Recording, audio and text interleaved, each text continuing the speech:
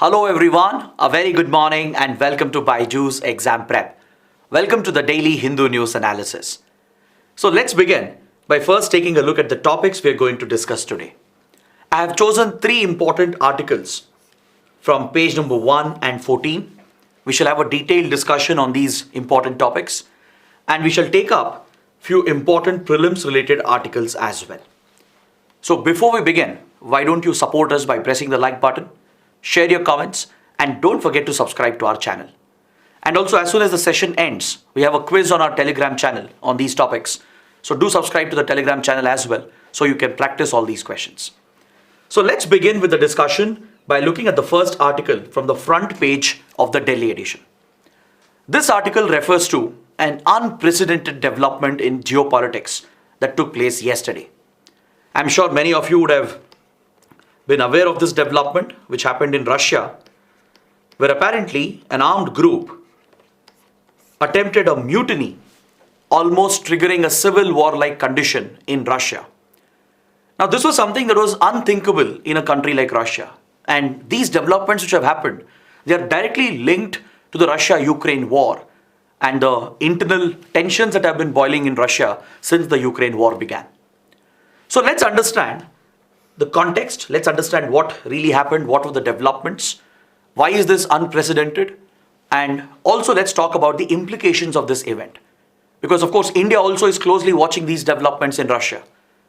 These developments, even though they have been contained as of yesterday, it still presents a major risk and a major threat for the region and for global geopolitics. So let's understand this topic in detail. Just a few hours back, around 40 to 50 hours back, a private mercenary group called the Wagner Group, which is a private militia based out of Russia, threatened to topple the Russian military leadership and announced a rebellion against the Russian military command. The chief of this mercenary force, which is a private army essentially, he gave an open statement. He released a video on the official Telegram channel of this group, claiming that Russia has been pushed into chaos due to corruption and bureaucracy, and he gave a call for his private army to march towards Moscow to target the military leadership of Russia. He was specifically mentioning the Ministry of Defense and the Russian Armed Forces and the Russian military leadership in the Kremlin. He wouldn't mention the name of the Russian president, but the target was clearly Russia's military leadership, and this private militia started marching towards Moscow, triggering alarm and tensions in Russia and around the world. And according to the Wagner Group, they even apparently claimed and captured a couple of cities in southern Russia, especially Rostov, which is the headquarters of the Russian Southern Military Command, which controls all the operations in Crimea and Ukraine, was claimed to have been taken over by the Wagner Group. This is a key military center for Russian military operations targeted at Ukraine, especially southern and eastern parts of Ukraine. So this military command was apparently taken over by the Wagner Group. The Wagner chief himself walked into the military headquarters here, and from here around 1,000 kilometers north would be Moscow, and a convoy of Wagner operators, private operators, they started marching towards Moscow. This triggered reports of an insurrection, of a violent rebellion and a mutiny by the Wagner Group, and immediately countermeasures were taken in Moscow to protect the capital. As the call was given against the Russian leadership and the government itself, a counter-terrorist regime was imposed in Moscow, where the city roads leading up to the city were dug up to prevent any convoys from entering, and Russian armed forces tried targeting the convoy of the private militia which was headed towards Moscow. According to the Wagner chief, his troops had reached almost 200 kilometers within the range of Moscow. Russian airstrikes and artillery strikes were also reported against the convoy which was marching towards Moscow. But before things could escalate and possibly turn into a civil war-like condition, things have been brought back to normalcy by working out a deal with the Wagner Group. The neighboring country of Russia, Belarus, which is a very, very close ally of Russia, has mediated between the Russian leadership and the Wagner chief. The president of Belarus, Lukashenko, who is very, very close to Russian President Putin, has worked out a temporary deal, following which Wagner Group has recalled this rebellion, this act of insurrection, and he has said that they don't want any further bloodshed, and they have called off this so-called mutiny. And according to reports, the Wagner chief, who now faces the risk of being targeted by the Russian government and the Russian security forces, he's likely to be given shelter in Belarus as part of the deal that has been worked out. So this unprecedented situation which came up in Russia in the last 1.5 to 2 days represents a very serious challenge to the hold of Russian President Putin. His hold on power in itself has come under question. Russia's actions in Ukraine also come under greater risk, and this has much wider implications for the world itself. So in this context, we should understand more about this private mercenary force called the Wagner Group. In fact, if you guys remember, if you've been attending our sessions, we have spoken about this mercenary group since almost 1 year, or even more than that. In various sessions, we have repeatedly covered the military operations of the Wagner Group and its atrocities which has been committed in Africa and other parts of the world. Just a couple of months ago, in fact, we carried out a detailed analysis of privatization of armed forces, where both US and Russia have raised these private mercenaries and they use them on their behalf. So if you specifically look at the Wagner Group, it has a very interesting history behind it. This private militia is headed by Yevgeny Prigozhin. You can see him in this image over here. Yevgeny Prigozhin is the leader of the Wagner Group, and he is also referred to as the chef or Putin's chef.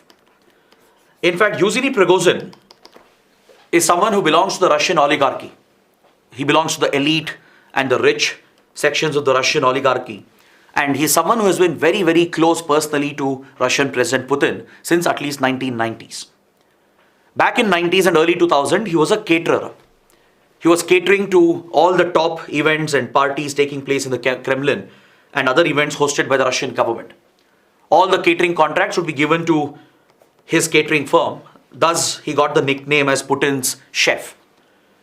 So as Yevgeny Prigozhin became closer to Putin and rose to prominence within Russia's elite circles, he started funding and backing a private militia which had taken root in 2014.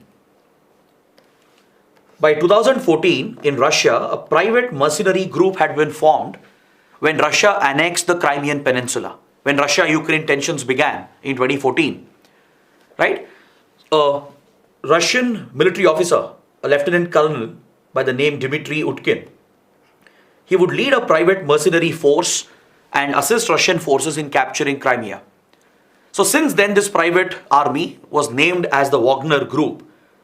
Wagner was the call sign of Utkin. That was his military call sign. So after his military call sign, this group was named, and later it was funded by Yevgeny Prigozhin. He became the patron of this private mercenary force. And since then, it has gained a lot of notoriety and it has been alleged for committing a lot of human rights violations around the world. Russian armed forces and Russian intelligence agencies, especially Russian SVR, which is the Foreign Intelligence Agency of Russia, and even the GRU, the Russian military intelligence, both have often used Wagner Group to act on Russia's behalf. Instead of state actors leading military operations, they have taken the help of such non-state actors to lead these military operations in many conflict zones in the world. So Russian intelligence agencies and Russian armed forces have often used the Wagner Group as a proxy on behalf of the Russian state. One of the major actions that Wagner Group carried out was in Syria, in the Syrian civil war, to protect the government of Bashar al-Assad and to counter the rise of Islamic State. Wagner Group mercenaries played a key role along with Russian intelligence and Russian armed forces. In Syria, the Wagner Group mercenaries were accused of committing very gross and serious human rights violations. This private mercenary force is largely made up of former special forces and covert operatives of Russian agencies and Russian armed forces.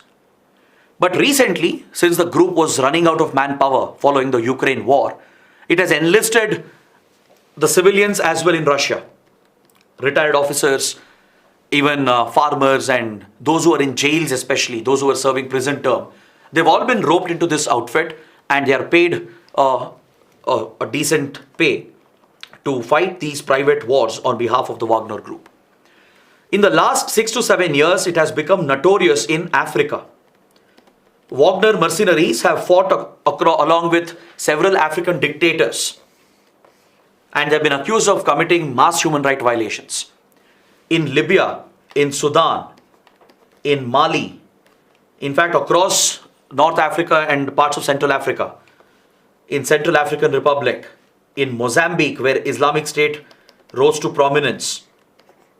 In all these countries where there has been a rise in jihadist and terrorist activities, dictators, African dictators, they have often used the help of Russian mercenaries from Wagner Group.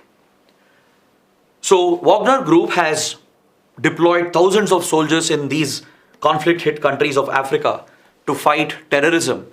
And in the name of fighting terrorism, they have fought along with dictators and committed very serious human rights violations. In countries like Central African Republic and Sudan, Wagner Group has even shown commercial interests. It has tried to get hold of diamond mines and oil fields in return for helping the dictators in their military and counter-terrorist operations. The Wagner Group has essentially become a deadly force known for using large-scale violence, and it has emerged as a very controversial mercenary outfit. In fact, even US has raised such private mercenary forces. We had outfits like the Blackwater of US, which was a private mercenary group. Now it's known by a different name. It was working for the CIA and the US armed forces, acting as a private militia, acting on behalf of US state agencies and conducting military operations as a private business.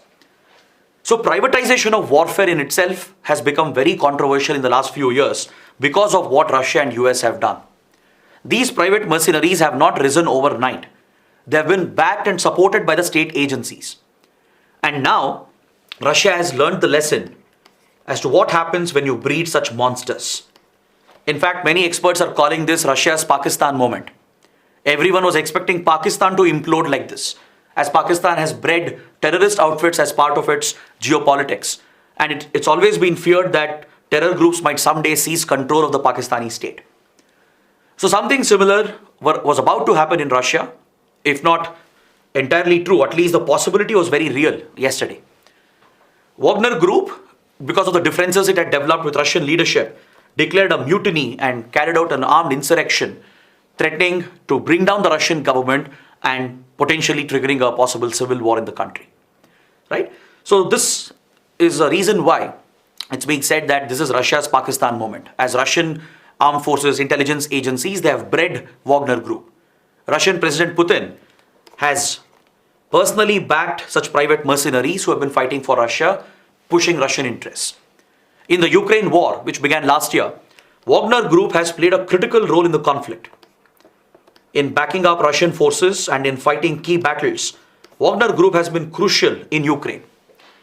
So after having worked together for so many years, suddenly differences have come up between the Wagner leadership and the Russian military leadership, causing this mutiny within Russia.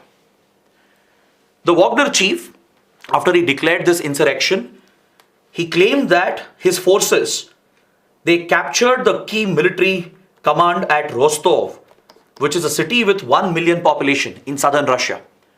This is where Russia's southern military command is located, which leads operations focused on Crimea and eastern Ukraine. Russia has already captured and annexed Crimea in 2014, and from the south and east over here, it has been leading the military operations against Ukraine in eastern Ukraine. So Wagner Group has been playing a critical role here. It has been fighting along with Russian forces targeting Ukraine. But this sudden turn of events was quite unprecedented. And after declaring this mutiny, Wagner forces, they started marching along this highway, which you can see in the map, all the way towards Moscow. Immediately, emergency measures were declared in Moscow and counter-terrorist regime was put in place. Essentially, martial law-like provisions were implemented, where almost a lockdown-like condition was imposed and Russian forces surrounded the city, the capital, to protect any possible incursion from the Wagner forces. This was a reminder of World War era-like conflict where massive land-based conflicts were fought. Roads leading to Moscow were dug up, destroyed, trying to prevent the march of the convoy of the Wagner troops, and Russian forces even launched airstrikes and artillery strikes on the convoys all along this route. But Wagner Group claimed to make progress. It claimed that they reached as close as 200 kilometers within the reach of Moscow. So when these events were happening in the last 48 hours, tensions were extremely high in the region, and especially around the world. European powers and US, they were closely watching these developments. In fact, US armed forces and intelligence agencies have closely watched these divisions develop over the last few months. As these tensions came up with a possible civil war-like condition in Russia, that would be a nightmare, as Russia is one of the world's largest nuclear weapon states. This could potentially push President Putin, who's already on the back foot on several issues, to take up more aggressive measures with regard to Ukraine and with the potential of a possible nuclear scenario as well. So many European countries and even the US, they went into a very high state of operational readiness to prepare for any eventuality depending on what might happen within Russia. After 1.5 years of destroying Ukraine, now Russia was basically imploding inside because of all the atrocities and the violence that the Russian state had promoted in the last few years. So now if you examine the causes, what led to this rift?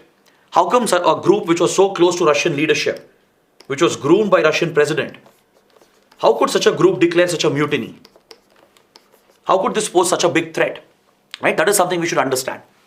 The Wagner Group claims to have around 25,000 well-armed and well-trained soldiers in its private militia. As I told you, many of the soldiers who are part of this private mercenary force, they are former special forces operatives, former Russian soldiers and former Russian intelligence operatives. But since recently, Wagner Group required more manpower in the Ukraine war. It had lost a lot of men. It has enlisted those who are in jails and Russian civilians and retired people from Russia as well, from Russian cities. And it has increased its strength, and it is quite well funded, well armed and well skilled and well trained as well. It's not any ordinary mercenary force. It's a well trained, well groomed outfit which can deliver a significant blow if they decide to do something. So as the Wagner Group declared this insurrection against Russia, it triggered very serious tensions. Russian president even declared this as a treason, as a backstabbing act by the Wagner chief. He declared him as a traitor and imposed emergency measures in Moscow to protect the capital. But fortunately, things were resolved before it could escalate. Now, the reason why these differences have come up is because it has something to do with the divisions which have been created between the private mercenary force and the Russian armed forces. In the Ukraine war, there was one deadly battle which was fought, the Battle of Bakhmut. Bakhmut is a key city in Ukraine, in eastern Ukraine. And here a brutal battle was fought, lasting several months, almost a year, between Ukraine and Russia. Both sides made it a symbolic priority to ensure that they gain control of Bakhmut. Russia made it a top priority, deployed massive troops. It was mainly the Wagner Group which brought thousands of troops to Bakhmut to fight the battle and capture this key industrial city. For Ukraine, it was a matter of pride, a matter of strategic necessity as well. Ukraine also deployed maximum number of troops and resources here to fight this battle and retain Bakhmut. This battle has been noted as one of the most brutal and most violent battles in recent times. It's been again compared with the brutal conflicts happening during the world wars. Thousands and thousands of soldiers have been killed on both the sides. The death count runs as high as 70 to 80,000. After this massive bloodshed, finally Russia captured Bakhmut recently, claimed victory just last month, and Wagner Group essentially was credited with the success. Because it was essentially Wagner Group's mercenaries who fought the Battle of Bakhmut against Ukraine and finally captured it as well last month. So this has increased the political ambitions of the chief of Wagner, that is Yevgeny Prigozhin. Day by day, he has become politically ambitious. He has been showing political interests. He has been criticizing Russia's Ministry of Defense for its poor tactics and poor strategy. Because as you know, Russia has suffered a lot of defeats as well in Ukraine. Russian forces have been pushed back from Kiev, from south and eastern Ukraine. In several places like Kherson and in other parts of Ukraine, Russian forces have retreated.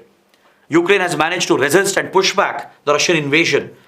And these losses and defeats have been blamed on Russia's military leadership and Russia's armed forces and the ineffectiveness of the Ministry of Defense. Whereas Wagner Group saw a success in this legendary battle, in this deadly, brutal battle at Bakhmut.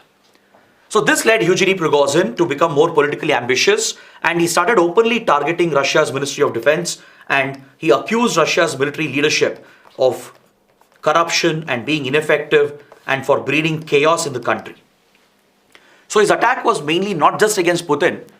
Of course, indirectly he was questioning Putin's leadership as well. But his direct assault and attack was on Russia's military leadership. The failure of the Russian military leaders, their strategies and tactics. Because Russia has also suffered tremendous losses. Both men, equipment, and even the cost has been escalating. Many have described this as pure chaos within Russia's leadership. So in the middle of this chaos which has emerged as a result of the war, Wagner chief has tried to project himself as a potential political figure, someone who could restore balance back in Russia. So the statements he made were very controversial in the last few months. He had openly criticized the Russian Ministry of Defense and the Russian armed forces and blamed them for the losses in Ukraine. So following this, there was a strike, a rocket attack which happened 2 days ago against the camps of Wagner Group in eastern Ukraine. The military camps of Wagner Group were attacked by rockets where many soldiers of Wagner Group were killed, according to Yevgeny Prigozhin. And he blamed this attack on Russian military leadership. We are not in a position to verify this, whether it's true or not. In fact, there are unconfirmed media reports regarding this. So what the Wagner chief has said 2 days ago is that these deadly rocket attacks, which killed hundreds of soldiers of Wagner Group, was carried out by Russian forces themselves. Since Yevgeny Prigozhin has been targeting Russian forces, criticizing them, blaming them, apparently the divisions and the differences which have come up between them led to Russian forces to launch these attacks against Wagner forces. So that is when Yevgeny Prigozhin declared this insurrection.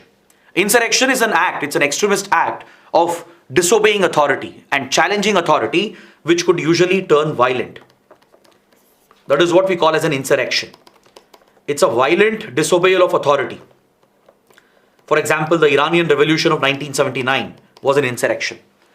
The recent attack on US Capitol following the presidential elections by right-wing extremists who were supporting Donald Trump. They tried to disrupt the electoral process. That attack was an act of insurrection. Similarly, in Brazil, right-wing extremists of supporters of former Brazilian president, right? They tried to disrupt the electoral process and engaged in violence. They tried disrupting the electoral process and challenged the democratic process of the country. So even that was an act of violent insurrection in Brazil. So this event, which potentially could have triggered a civil war in Russia, has been equated with an insurrection. Essentially, it's an internal mutiny, where a Russian private mercenary, Russian armed group declared this internal war against the Russian military leadership. His reason was, the chief's reason was that Russian forces had carried out this rocket attack, killing hundreds of Wagner soldiers, and now he wanted retaliation, he wanted revenge. He said that Russia had become corrupt. Russia had become a corrupt state with poor, ineffective leadership under Putin. And he challenged the military leadership and he said the military leadership has to be removed. And he started marching towards Moscow with more than 25,000 soldiers to back him. And he called it the March of Justice. The usage of his words are very important, because he does not look at this as a mutiny or a coup. Many were calling this as a coup, but Prigozhin was not looking at this as a coup attempt. He called it a March of Justice, which is a word used when someone is leading a justified revolution. right? So as Prigozhin declared this so-called March of Justice, immediately Putin retaliated. He declared this as an act of treason. He called it an armed mutiny and an act of backstabbing, and he declared all of them as traitors. He declared Eugeny Prigozhin, the Wagner soldiers, as traitors and said massive force will be used to crush this rebellion. So things were getting very heated up in Russia, but fortunately, with the intervention of Belarus, the Belarusian president, a deal has been worked out for the time being. Now the question is, where does this leave Russia? What does this tell about Russia? How does it affect India and the world? That is something we'll understand and close this article. Now, as I told you, Putin labeled this as an act of treason, as a mutiny which was against the country. He called it an act of treason by traitors, and he said he would crush the armed uprising. Putin is someone who has never taken lightly his opponents and his critics. Even civilian protesters, political leaders have been targeted by the Putin administration. Anyone who has challenged Putin openly, countered him, have either been jailed or even assassinated. Right? Russian agencies have a deadly reputation of hunting down the critics of the leader. There have been instances where even after several years, in foreign countries, assassinations have been conducted to eliminate any kind of opposition to Putin. In his 20 plus years of leadership as president and also as prime minister for many years, he had never faced any such kind of challenge. This has to be the biggest internal security situation Russia has dealt with in the last 30 years of its existence. Since the collapse of Soviet Union, without a doubt, what happened yesterday is the biggest internal security threat Russia has ever faced. So it's highly unlikely that Putin is going to spare or pardon Eugeny Prigozhin for what he has done. If you go by the precedent set, right, Russia is likely to crush Wagner Group, but for the time being, it's being said that the Wagner chief will be given asylum. He can take shelter in Belarus. Belarus has brokered the deal. And also the fact is, the other argument is that Russia needs Wagner soldiers. Russia itself has suffered an attrition where Russian troops have lost their morale to fight. There is a shortage of supplies, shortage of men and equipment. Russia also has been struggling in this war. Russian forces have been struggling. So without the support of Wagner soldiers, Russia might find it difficult to continue the war in Ukraine. So it's very interesting to watch out for what happens next. Whether Putin or Russian leadership will target Eugeny Prigozhin and the Wagner Group for this insurrection, or will they allow this to pass through? Will they just pardon this incident? Because they also need the help of Wagner Group to continue the war in Ukraine. Right? So that is a very big question. And this is what countries are watching for. The US especially, the United States and all the European powers, essentially the NATO allies, when these events unfolded, they switched to their highest stage of operational readiness to prepare for any eventuality, because if there was a potential regime change because of a possible civil war, the question of control over Russian nuclear weapons would have always been an alarming situation. So US and European countries have been closely watching the developments. At some point, they would have wished that Putin remains in control, because anything other than that could be even more dangerous. But the other possibility was that Putin, who has already been cornered, he's already been seen as old, who is unwell, who is a liability right now for Russian leadership. Often there is an opinion coming up within Russian leadership in the Kremlin that Putin is someone who's become unstable. He's sick, he's falling ill, he's not able to take the right decisions, he's pushed Russia into a disastrous war. So there are questions about his leadership, his authority and control over power. Right? Even though the West would like to see Putin go, they wouldn't have liked to see a civil war erupt in a country which has one of the largest stockpiles of nuclear weapons. But now that this threat has gone, Western countries might try to capitalize on this opportunity. They might try to further widen the divisions within the Russian military leadership and the Russian oligarchy. Because the Russian oligarchy, representing the industrialists, the rich, the elite, even they have been unhappy with the war. They have been, at least some sections have been unhappy with Putin. Because of the war, the economic sanctions have hurt their businesses, their profits, their economic interests. So many in the Russian oligarchy would like to see the war come to an end So sanctions can be lifted, thus protecting their business and economic interests. Within the military leadership as well, there have been questions raised over Putin's ability to lead the country. So these divisions have been emerging in the last few months, and this poses new challenges to Putin. Now, if Putin is pushed into a corner in such a scenario, a leader who has been insecure, who is feeling unstable, might resort to very dangerous games that could potentially create more challenges and problems. Putin has not dared or he has not stepped away from mentioning the nuclear word in the context of the Ukraine war. So if the right buttons are pushed, if Putin feels cornered, right, there could be a possible unjustified retaliation or some kind of mega retaliation to establish his authority, and likely the retaliation will be against Ukraine, right? So this is one possibility where things, if they were to deteriorate further, if divisions were to further be created within the political military leadership, and if Russian oligarchy is divided as well, potentially there could be a situation where Putin feels cornered, he feels his authority is under question, and that is when unstable leaders are likely to make very big mistakes and wrong decisions. This could involve escalation of the war against Ukraine, or potentially reaching a nuclear threshold as well, just to establish the authority of the leader. Or it could go the other way, right? The opponents could topple the regime, and it might very well mark the end of Putin's leadership as well. Or the chaos and instability will continue, and the war between Russia and Ukraine will also continue to drag. So any of these possibilities are likely to happen. So this has very serious consequences for Europe, for the whole Eurasia region, for Indian interests and for the global interests, right? So Ukraine captured this opportunity as well. Ukraine was more than happy when Russia's infighting began. Ukraine forces tried retaking some of the areas because Russia and Wagner Group lost the focus on eastern Ukraine. Many troops were removed as well. So Ukraine has tried recapturing some lost areas in eastern Ukraine, and it feels that Russia might collapse internally, right? That would be a best case scenario for Ukraine. Or else, as I told you, the war might continue, it might drag with all the internal divisions, with uncertainty. Or if Putin feels cornered and if he feels threatened, he might even resort to something very dangerous, which could be potentially disastrous for the entire region, right? So that is the reason why the world and India as well are keeping a close watch on these events. US and European countries especially have closely monitored these events. In fact, US was aware of these divisions within Russian leadership from many months.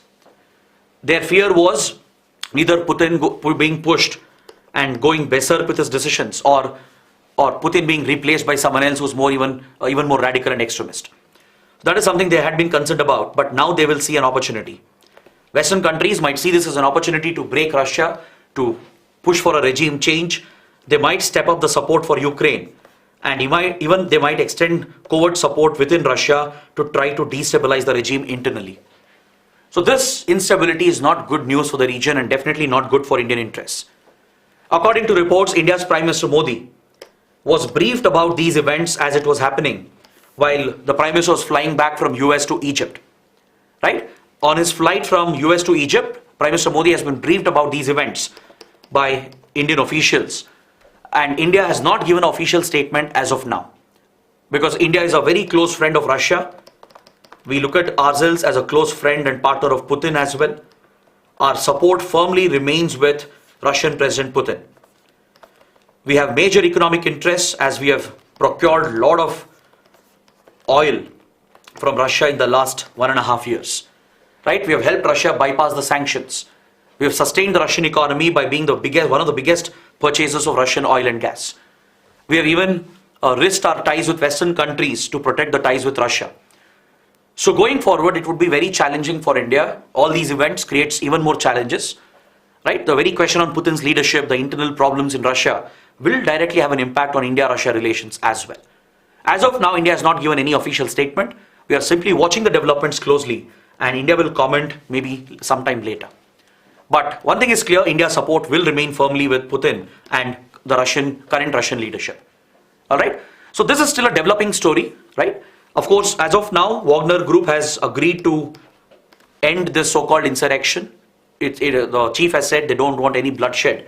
and they have agreed to turn back. They've made a U-turn and the troops have headed back. And this was because of a deal that was brokered by Belarus. Right? So we need to wait and watch how things will develop in the coming days. They'll be very, very crucial. So we will cover them again if there are important developments. But it is something you should be familiar with as far as international relations are concerned. Is that clear? It's one of the biggest developments, honestly, to have happened in the last few years. If the mutiny had progressed, if a civil war-like condition had broken out, trust me, it would have been the biggest development of the century. But fortunately, things have been stopped as of now, and hopefully things should come back to some kind of normalcy, and hopefully we should see some end to the Russia-Ukraine war as well. Right? So let's stop the discussion over there and get into the next article. Next, we have an article which focuses on the implementation of the MGNREGA scheme and the problems that have been created by the Aadhaar-based payment system. See, the government of India has made Aadhaar-based payment system mandatory for MGNREGA jobs to be provided and MGNREGA payments to be extended. Alright, Aadhaar, which is a unique identification number, has played a key role in enabling digital payments, Aadhaar-linked bank account payments for the government to run and implement various government schemes. Ever since the DBT scheme was launched, the direct benefit transfer scheme was launched, the bank accounts of beneficiaries have been synced with their Aadhaar numbers so that this provides for efficiency in transferring the benefits, the cash benefits. It also minimizes the leakages, chances of corruption, and makes the scheme and program more efficient by directly reaching the targeted beneficiaries. Definitely there are many advantages or many pros to using Aadhaar-based payment systems as it brings more efficiency in the implementation of government schemes and programs. Right? We have seen the results as well. With regard to few pension and scholarship programs, Aadhaar-linked bank account payments have been very efficient. It has provided for quick transfer of money to the targeted beneficiaries, right? And it has also minimized any corruption, any leakage. It has brought efficiency into government schemes and it has optimized the government expenditure as well. Definitely there are a lot of pros and advantages as well. But one concern has come up because in a scheme like MGNREGA, which has a very huge implication for the rural economy and for the socio-economic status in the rural areas, even small issues with Aadhaar system, with the Aadhaar card, with the name, or with the other details related to the bank account and the Aadhaar ID, even a small discrepancy has led to denial of job and denial of payments under MGNREGA. This has emerged as the biggest drawback. Now the government has made this mandatory to continue with MGNREGA work and to continue receiving MGNREGA payments. It's mandatory for the beneficiaries to seed their bank accounts with their Aadhaar ID, complete the KYC norms, and only then they will be able to receive the payments. As you know, MGNREGA is one of the world's largest employment guarantee scheme that guarantees 100 days of manual paid labor for the rural workforce, which is looking for employment. This employment guarantee scheme has put some extra money in the hands of the rural community, in the hands of the farmers especially, and it has become a huge boost for rural demand, which has supported the Indian economy in the last couple of decades. So MGNREGA scheme has been widely appreciated for the huge transformation it has brought about in the rural agrarian economy. But the problem is with people getting fake job cards or local officials and politicians colluding together, forming a nexus, creating fake job cards and cornering all the money to themselves. There has been ground level corruption which has affected the efficiency and implementation of MGNREGA. So the introduction of Aadhaar-based payment systems, making it mandatory, was seen as a good governance move. Because by linking Aadhaar verified accounts with the MGNREGA workers, it would be ensured that the right beneficiaries are getting the benefits, whereas it would ensure that there would be no leakage or diversion of funds. So government has made it mandatory, but on the ground, there are practical challenges coming up according to this article. The article is looking at a particular case in Odisha. It's like a case study. Alright, that's why I'm highlighting this issue, because there could be a mains question in governance asking you to talk about either MGNREGA or Aadhaar based payment systems. So you should know that there are many advantages. Definitely yes, by linking bank accounts with Aadhaar and linking that with payments from government schemes, Definitely it brings efficiency, reduces wastage, tackles corruption, no doubt. Those are the advantages. But there are practical problems on the ground which can become very serious disadvantages. The practical problem is that even a single letter mismatch between the name of the person on the job card, of the MGNREGA job card, and the bank account and the Aadhaar card, a single letter difference or even a slight discrepancy has led to complete stoppage of payments. In fact, fresh work has been denied as well to several people in rural areas seeking MGNREGA work, even though they have a job card, just because the name exactly doesn't match the name in the Aadhaar card or in the bank account. They've been denied work, they've been denied new job cards, and payments have been completely stopped. Right? So even slight discrepancies are leading to this complete disruption of payments, thereby affecting the implementation of the scheme itself. According to the article, around 5 crore job card holders have been removed from the list, as the government has determined that these are the fake job cards. But many are saying that these were not fake, but because of a small mismatch in the names and in the other details of Aadhaar and the job card, their names have been removed as fake job cards. So this is a practical challenge on the ground when implementing such large and ambitious schemes. Because be it in the Aadhaar system, or be it while seeding the bank account, or be it while getting a job card done, a lot of typing errors, typographical errors might happen. Right? These are clerical errors where the wrong name is typed or the spelling is wrong, the age or gender is entered wrongly. So because of such wrong entries in the system, right, which is completely avoidable with a right protocol, it is affecting the people, the beneficiaries, because they're not able to get employment or they're not able to receive payments for the work they've already done. Right? So this is a challenge for governance, a challenge for the administrators to solve. Right? They need to come out with solutions at the grassroots to tackle these discrepancies. The beneficiary should not suffer for the typographical errors which have happened while making these documents.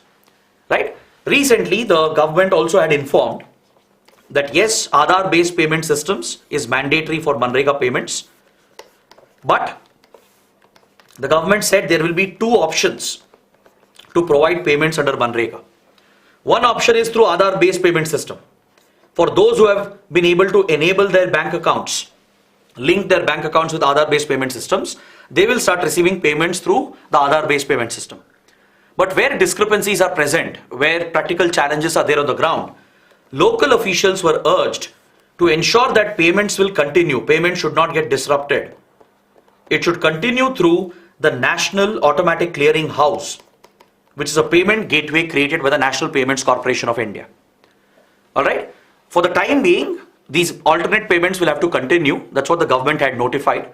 Local officials have to take the action. If there are such discrepancies where typing errors are there, and because of that if beneficiaries are being denied payment, then instead of using Aadhaar based payment system for the cash transfer, they should use the NACH platform, the automatic clearing house, which has been set up by the National Payments Corporation to ensure that payments continue without any disruption, without affecting the beneficiaries. But this is not being implemented on the ground. Even though government has made a provision for this, at the grassroots, the second option is not being implemented. So those whose accounts are not matching with the other details, right, they have been denied payments, thereby affecting the implementation of the scheme itself. Got it? So this is something you should understand with regard to challenges that come up in the field of governance and administration. Now let's look at the next article, the third article from page number 14. This is related to a very important nuclear deal that has been signed between China and Pakistan. Recently, China, Pakistan have announced a nuclear deal with regard to the Chashma nuclear power plant, which is the biggest nuclear power plant of Pakistan. As you know, Pakistan is currently going through a massive economic crisis. Its economy is on the brink of collapse. There is a massive energy and power crisis as well, right? Because Pakistan is not able to import oil, gas and coal. It has run out of foreign exchange. It has run out of essential supplies. There is massive electricity shortage in the country. So Pakistan has been desperately trying to solve these issues to prop its economy back while trying to solve the energy problem, right? So if you look at Pakistan's energy infrastructure, it has few major thermal power plants and coal-based power plants. Apart from these power plants, which are not feasible for Pakistan right now, it has invested in few clean renewable forms of energy as well, including two major nuclear plants at Chashma and Karachi. You can see them in the map here. Right now for Pakistan, it's no longer feasible to run and operate its thermal and coal-based power plants because coal imports, oil gas imports are expensive. Pakistan is not able to afford these imports. Hence, it's not a viable option for Pakistan right now to generate electricity through thermal plants and coal-based plants. So with the help of China, which has been an all-weather friend of Pakistan, Pakistan has focused more on nuclear energy to solve its energy problem. China has funded this initiative as part of its Belt and Road Initiative. China has taken up major nuclear power projects as part of the controversial China-Pakistan Economic Corridor. Right? China-Pakistan Economic Corridor is a key component of the Belt and Road Initiative of China. So as part of this initiative, China has invested heavily in Pakistan's nuclear sector. Two nuclear plants have come up, one at Karachi, where two reactors have been installed by China in the past few years. And at Chashma, there are 4 nuclear reactors already operating. Apart from this, recently, just a few days back, China-Pakistan signed a new deal to install 2 new reactors at Chashma. China has committed 2 more nuclear reactors at the Chashma nuclear plant to scale up Pakistan's nuclear infrastructure to solve the energy problem while reducing its dependency on oil, gas and coal. Now the question here is, does the deal violate the provisions of Nuclear Suppliers Group? That is the question which the article is raising. On one hand, you have to understand the close collaboration between China and Pakistan, right? How China is trying to help Pakistan and its economy and its energy sector. This is a strategic partnership. It's like India-US nuclear deal, right? It's something like that. It's on that scale. China is bringing the funds and the technology and the nuclear material and the reactor to support Pakistan's economy and generate electricity in the country. Now the question is, will the deal violate international law? Have China, Pakistan followed the due norms as laid out under international law? Because see, according to Nuclear Suppliers Group or NSG, which is an exports control regime, it's an export control regime. It mainly regulates nuclear commerce. Is that clear? There are 48 member countries in NSG and only the members can engage in nuclear commerce. That is, in the export-import of nuclear material, nuclear technology, only the 48 NSG members can engage in nuclear trade, in nuclear commerce. For everyone else, it is prohibited. Those exports are prohibited. Now, the condition to become an NSG member is that the country should have signed the Non-Proliferation Treaty. If a country has to join NSG and import nuclear material and nuclear reactors from another country, it should have signed NPT and then seek NSG membership, or else NSG membership is not provided. Now, China has often equated the deal with India-US nuclear deal. China says India got a preferential treatment from the US.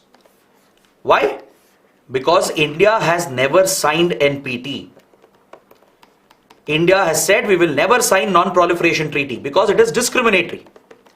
According to the treaty, there are only 5 nuclear weapon states. That is the P5 countries, the 5 permanent members. Only US, China, Russia, UK and France. Only these 5 permanent members of UNSC are allowed to retain their nuclear weapons, whereas everyone else will have to shut down their nuclear weapons program. So since late 1960s and early 1970s, India has rejected the Non-Proliferation Treaty along with Pakistan. India, Pakistan and even Israel. These 3 countries in particular, they have boycotted NPT. They have said we'll never sign NPT because they want to retain the option of developing nuclear weapons and retaining a nuclear stockpile. So without signing NPT, it's impossible to become a member of NSG. But India got an exemption. Thanks to the US, thanks to the India-US relations that started flourishing and the historic nuclear deal signed in 2004-2005, the United States promised an exemption for India. The US and India worked together. They implemented several safeguards according to IAEA standards. Only when India followed all these measures did we get a NSG exemption. And that is what allows India to trade in the nuclear sector with other countries. India is eligible for nuclear commerce even though we are not a member of NSG. We have tried becoming a member, but guess who is blocking India's entry? It is our dear neighbor China. China has been blocking India's entry into NSG to weaken our nuclear ambitions, and it has tried equating India with Pakistan, even though Pakistan has had a rogue nuclear program, whereas India has been strongly committed to nuclear non-proliferation. So India's clean track record in the nuclear domain was recognized by US and every other country. So everyone else is supporting India's entry into NSG without signing NPT. Because we have followed many safeguards as part of the India-US nuclear deal. We accepted all the IAEA safeguards by 2008. We signed all the necessary IAEA agreements on nuclear safety. And we also separated our civilian nuclear reactors from military nuclear reactors. Is that clear? We accepted all the safety standards of IAEA. We opened up for international scrutiny as well and separated our civilian nuclear facilities from military facilities. And civilian facilities have been opened for IAEA inspections. The International Atomic Energy Agency can send its team of inspectors to frequently inspect our civilian nuclear facilities to ensure that the basic safety standards and security measures are being followed. Pakistan has never followed any of these safeguards or standards. It has not shown to the world that it's a responsible nuclear power. It doesn't even have a nuclear doctrine in place. It has not shown any kind of responsibility to have transparency in its nuclear program. It hasn't adopted IAEA safeguards. It hasn't separated the civilian and military reactors. It hasn't allowed IAEA inspections to happen. Without doing any of that, China, Pakistan are claiming that their nuclear deal is similar to India-US nuclear deal. This is a wrong comparison they are making, according to the article. India-US nuclear deal has global validity because India has put that effort to follow the global nuclear safety standards. We have adopted the IAEA standards by signing the safeguards agreement. We have implemented the provisions, allowed for IAEA inspections. Plus, we have a track record, an incredible track record of having a clean nuclear program. There has not been a single case of nuclear proliferation from India, right? It's because of this, India got the support of almost every other country, including countries like Japan, which are historically opposed to countries which don't sign NPT. Right? Today, all the NSG members are supporting India's entry into nuclear suppliers group, but China has been blocking India's entry by equating India with Pakistan. Now, China has gone ahead and signed these nuclear deals with Pakistan, even though it's in the civilian domain, right? Even though it's in the civilian domain, it is a breach of international law. It's breaching the provisions of nuclear suppliers group and non-proliferation treaty, right? It is equating the deal with India-US nuclear deal, but that's a wrong comparison because India has put the efforts to implement all the safeguards, to follow the global standards. That is why we got an NSG exemption. It was never given to Pakistan, right? So this is the point the writer is trying to make. China-Pakistan nuclear deal cannot be compared with India-US nuclear deal. China-Pakistan are failing in their international obligations as they are not abiding by the safety standards and the safeguard measures. Is that clear? So that is what you should understand from this article. Now we come to the last part of today's discussion. We'll look at few small articles and quickly go through them one by one, trying to pick up some important points for your prelims and maybe even for your mains. We have an article on page number 4 related to art and culture. This article refers to the efforts of Tamil Nadu State Police and the CID department to retrieve stolen antique idols from Chola era temples. As you know, hundreds and hundreds of idols and other antiquities have been stolen from India by various smugglers and organized criminal cartels, and they have sold it for a very big price in the black markets, which eventually reach art galleries, museums and the houses of big collectors in Europe and US. Usually the stolen antiquities from countries like India, which are invaluable, you can't put a price on it. Honestly, these would be centuries old, dating back to ancient medieval times, and they would be key artifacts, historical artifacts. But because of few local miscreants, and smugglers who work with them, they collude to steal from Indian temples and historical sites. They even destroy some of the historical sites, right? They steal the artifacts, especially idols, which has a huge value in the black market. This is a type of organized crime where smugglers are involved. They will take such idols out of India, sell it in the black market for a very big price. They will legitimize this as well, and eventually it is sold to auction houses. It is sold to popular art galleries, museums. It is even bought by very rich art collectors in the developed Western countries. In fact, many lost antiquities and idols of India have been found in some of the most popular museums and art galleries of US and Europe. Is that clear? So we have an active program going on, an initiative in India to try and bring back these antiquities. They belong to India, it's part of India's rich cultural heritage. So there are many NGOs and voluntary groups working in this domain, and the government also is making its own effort, including the state governments. Recently, for example, Maharashtra government has announced to bring back a sword which is in London, which was found in London, which belongs to Chhatrapati Maharaj Shivaji. Right? Tamil Nadu State Police also have initiated a move to bring back around 16 precious idols belonging to Chola era temples, which have been found in museums and art galleries of the US. So this brings us to the topic of Antiquities and Art Treasuries Act. India has a dedicated law to deal with stolen antiquities. The topic is all the more important because during the recent visit of Prime Minister Modi to US, India-US have agreed to return more than 100 Indian antiquities.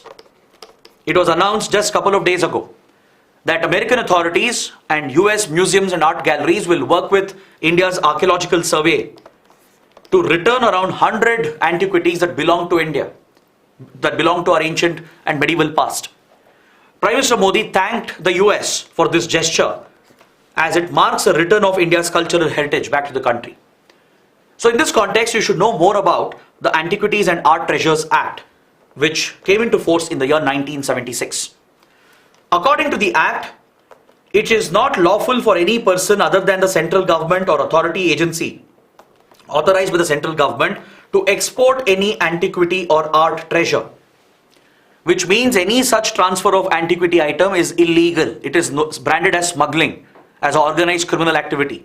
Only the government of India or someone who has been authorized on behalf of the government, only they can export antiquities from India. Antiquity trade is allowed, it's not entirely prohibited.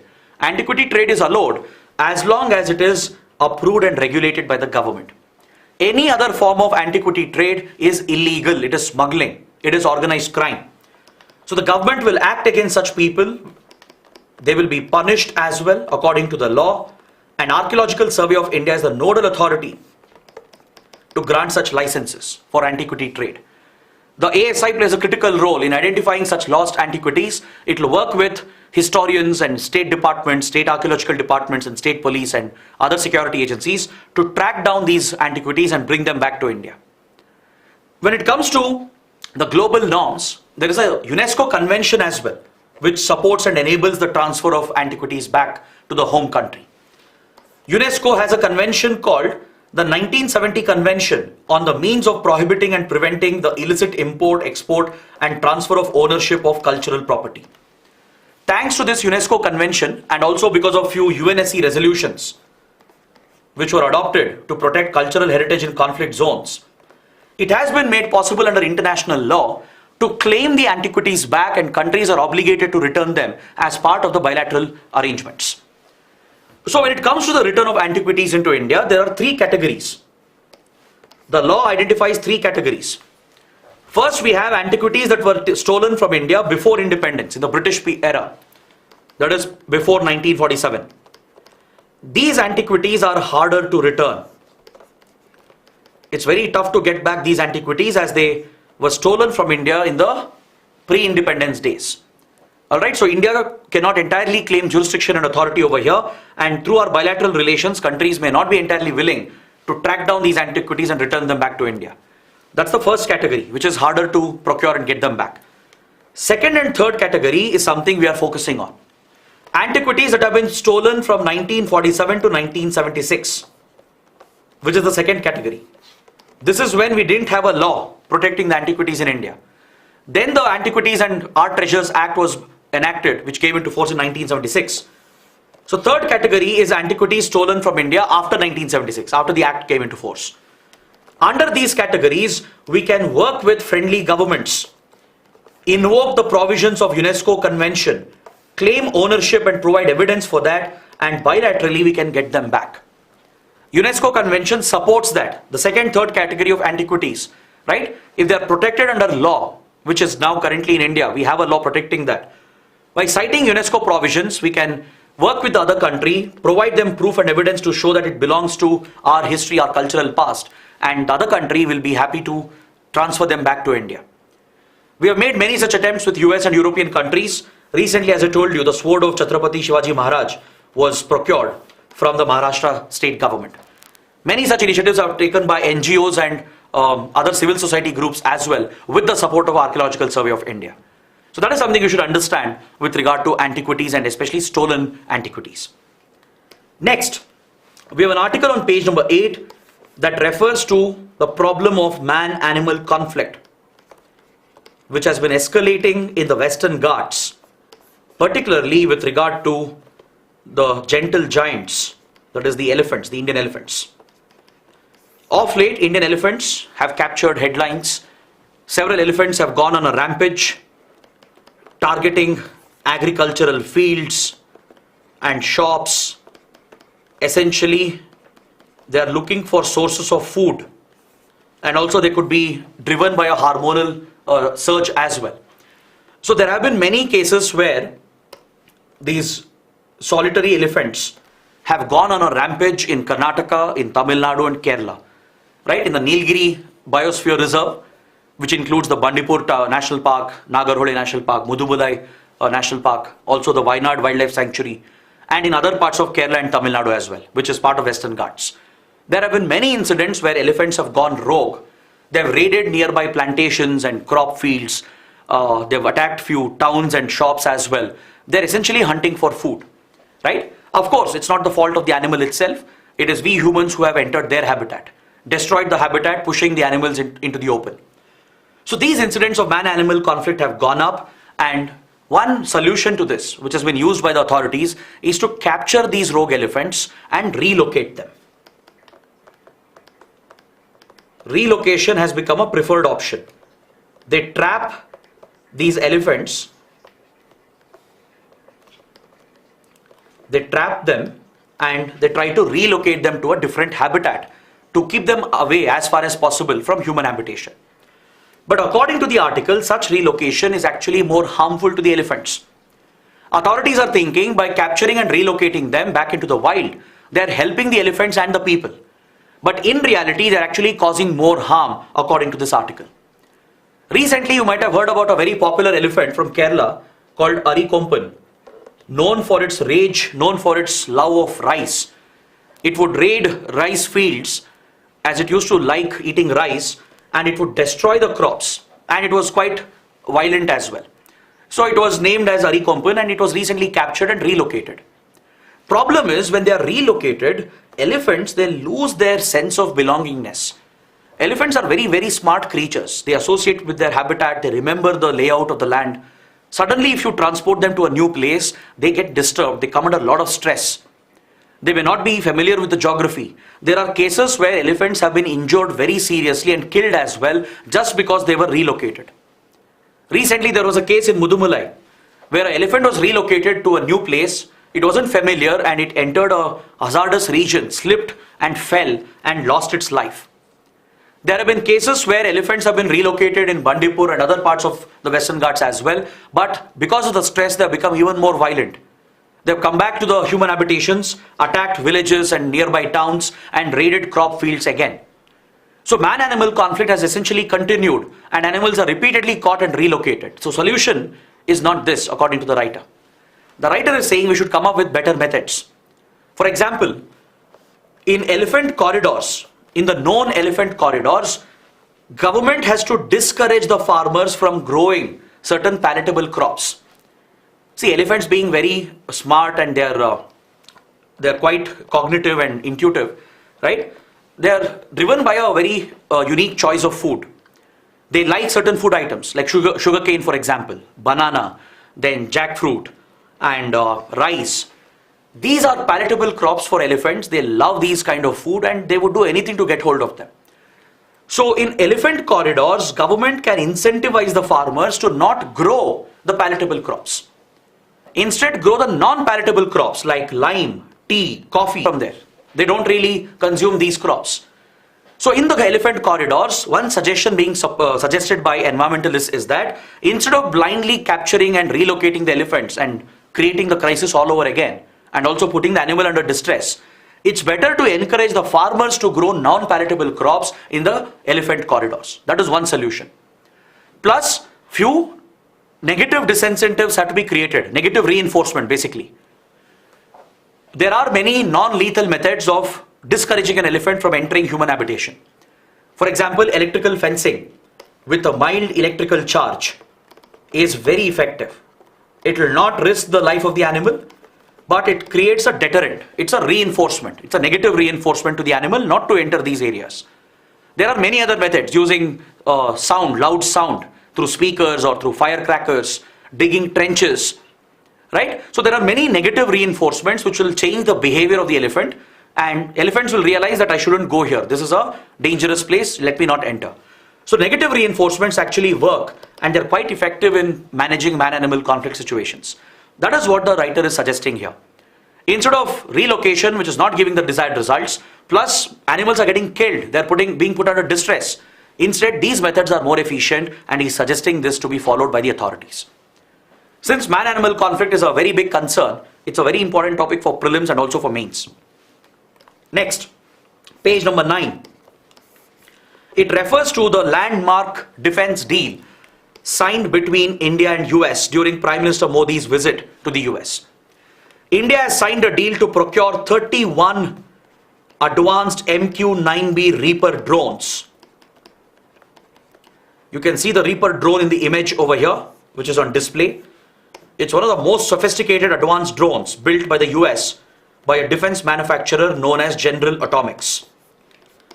The Reaper drone, the MQ-9 series Reaper drone, it has seen action in many conflict zones. In Afghanistan, in Iraq, Syria, Yemen, in East Africa. In many conflict zones, US forces have used the Reaper drone for intelligence gathering and also for armed precision strikes in counter-terrorist operations. India, which has been interested in these drones, had procured 2 of the Reaper drones on lease for the Indian Navy on a trial basis. In 2020, around 3 years back, we had signed a contract with General Atomics and 2 Reaper drones had been procured on lease.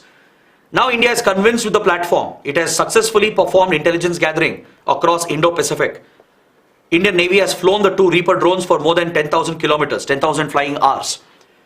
So now we are entering into a bigger contract to procure 31 of these drones. 15 of them will be for the Navy, primarily for maritime surveillance and reconnaissance. Each will be distributed to the Army and the Indian Air Force. So 31 in total. It's a direct government-to-government deal where we'll procure the drones from General Atomics. So here India is trying to push for some indigenous component. Since we are focusing on building self-sufficiency, self-reliance to make India Atmanirbhar in the defense sector, we want the indigenous component in the drone to go up.